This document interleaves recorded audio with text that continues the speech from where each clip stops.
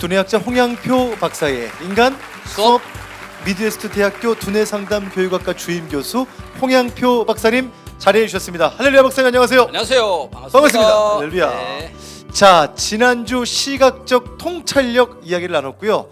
카리스마 지수가 높은 친구 또 약한 친구 그에 대한 솔루션들 함께 주셨고 오늘 한 주 더 네. 시각적 통찰력 점검해야 될 부분이 있죠? 네, 지난주에 뭐 엄마들 뭐 반성문 많이 쓰셨을 아, 겁니다. 기죽였다고.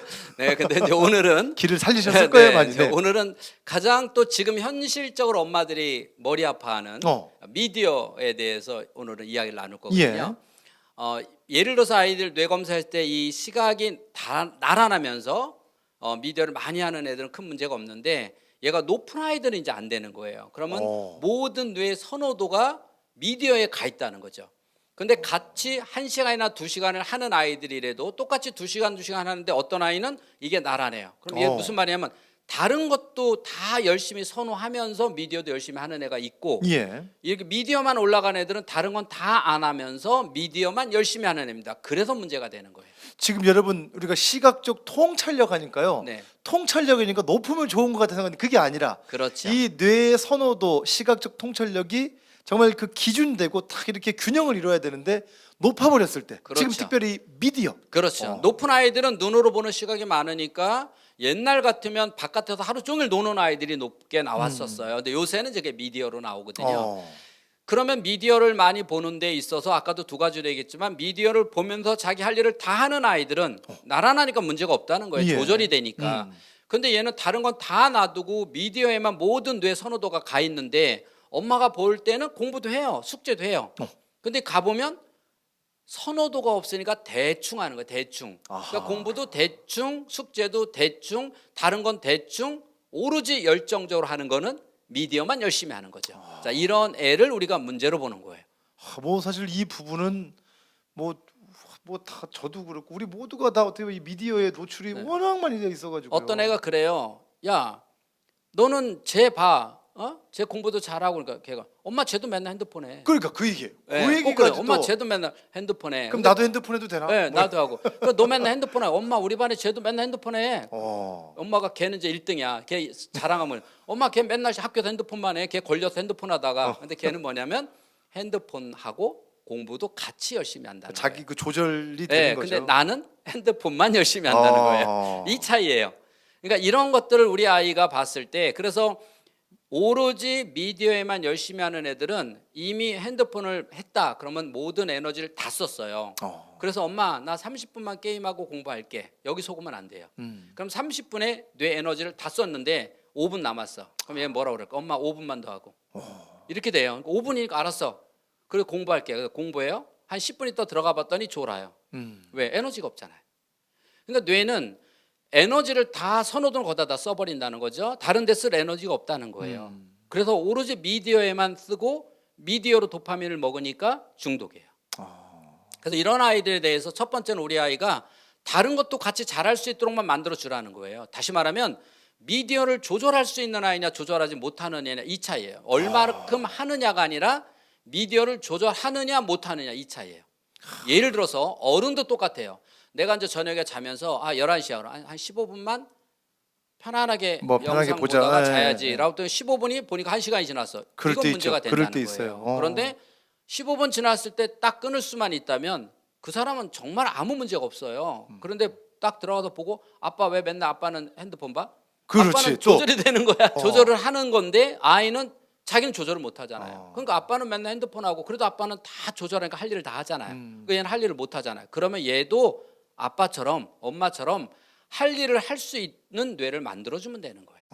그래서 공부할 때 에너지를 좀 쓰게 하고 그러면 게임할 때 에너지 좀 쓰게 하고 그래서 조절을 하는 힘을 만들어주면 문제가 없다는 거죠. 대부분은 조절을 못해서 문제가 생기는 거예요. 그러면 오늘의 이 핵심은 어떻게 해야 이 조절 능력이 향상될 수 있는가?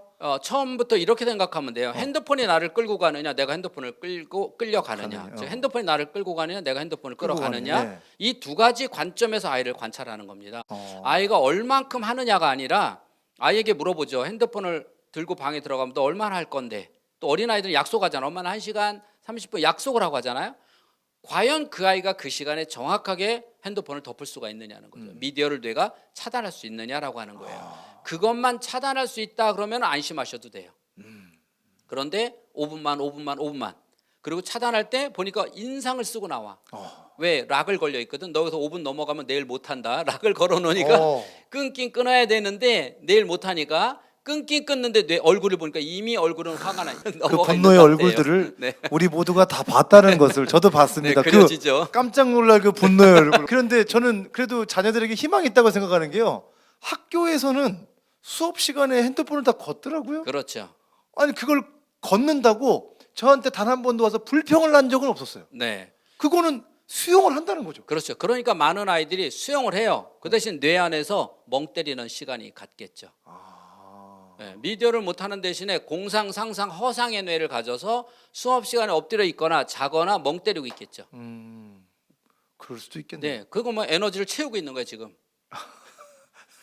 아까 다 잘하라고 그랬잖아요. 그럼 수업 시간에 열심히 공부하라고 그러잖아요. 그럼 열심히 공부하는 애는 문제가 없는데 엎드려서 에너지를 채운다거나 멍 때리고 있거나 지옥에다 구멍 파고 앉아 딴짓하고 있을 거 아니에요.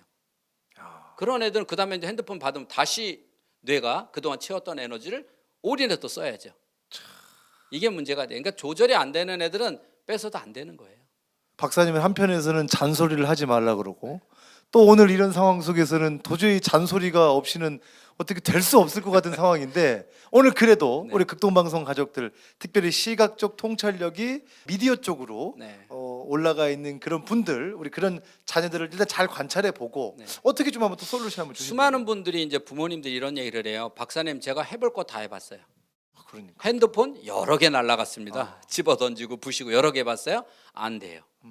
왜 그러냐면 핸드폰을 단호하게 차단시키는 걸 하려니까 안 되는 거예요. 아빠가 핸드폰을 부셔요. 그러고 나면 그냥 있어야 되는데 또 사줘 안 사줘. 결국 또 사주잖아요. 아예 핸드폰을 뺐거나 부셔버릴 것 같으면 한 1년은 안 사줘야죠. 자, 그럴 것 같으면 부시질 말아야죠. 그런데 문제는 뭐냐면 단호하게 계속 참다가 어느 날 폭발하면은 화가 나서 핸드폰을 던지거나 뺐거나 부셔버리는 이런 청소년들의 부모님들이 이 방송 듣는 분 많을 겁니다. 그렇게 하지 마시고 방법론이 잘못된 거예요. 아이들에게 핸드폰을 할 때 항상 방에 들어와서 몇 시간이든 할 거 아니에요. 그러니까 하기 전에 아이하고 이야기를 해서 얼마나 할 거냐 이렇게 대화를 해서 3시간? 그래 해. 그랬더니 3시간 되면 가지고 나와. 이게 돼야 돼요. 근데 대부분 핸드폰에 매이고 부모와 대화가 단절된 애는 방에 들어와서 안 나와요. 무슨 말을 엄마가 하면 내가 알아서 해. 이건 이미 늦었죠. 그건 좀 뭐 전문가들에게 맡겨서 어떻게 할 거야. 그러나 소통이 되는 나이라면 회의를 하는 거야. 가족 회의에서 핸드폰 할 때마다 시간 줄이라고 안 할게. 그 대신 항상 얼마큼 할 건지 여기다 우리가 함께 써놓고 그 시간 되면 스스로 갖다 놔. 근데 엄마 나 더 하고 싶어. 그럼 또 가져가. 그 대신 또 정해놓고 가져가. 그럼 되잖아요. 다시 말해서 처음부터 핸드폰을 과감하게 끊을 수 있도록 기다리고 참다 폭발하지 마시고 아이가 핸드폰을 즉 미디어를 조절할 수 있도록 만들어주는 거예요. 근데 갑자기 핸드폰을 끊어라 하면 예민해지잖아요. 할 거 다 해. 그 대신 네가 그만큼 시간을 정해서 그 시간 되면 갖다 놓고 더 하고 싶으면 다시 1시간만 더 할게요 라고 가서 또 1시간 뒤에 갖다 놓고 그래서 알람을 설정해 놓는 거예요. 자, 이거 먼저 하는 거예요. 이건 할 수 있잖아요. 쉽게 서로 그 정도는 아이도 아빠 엄마가 봐주는 대신에 그 정도는 저도 할 수 있잖아요. 이 목적은 조절하는 능력을 그렇죠. 조절하는 거예요. 그게 되면요. 그 다음부터는 시간이 조절이 되는 거예요. 근데 그거보다 먼저 시간을 조절하려고 하니까 뇌가 반항을 하는 거예요. 그러니까 아빠는 이제 그 반항을 보고 있다가 화가 나니까 폭발하는 거고요. 방법을 몰라서 그러세요. 여기까지만 오늘 말씀 나누겠습니다. 자, 오늘 시각적 통찰력 홍 박사님과 함께 했고요. 오늘 인간 수업 이 유익한 영상을 많은 분들에게 공유하실 수 있습니다. 샵 1069번 50원의 유료 문자로 인간 두 글자 문자를 보내드리시면 저희가 링크를 보내드리고요. 이 링크를 많은 분들에게 공유하시면 되겠습니다. 아셨죠? 선한 영향력이 확장되어지기를 응원하고요. 지금까지 두뇌학자 홍양표 박사님과 함께했습니다. 감사합니다.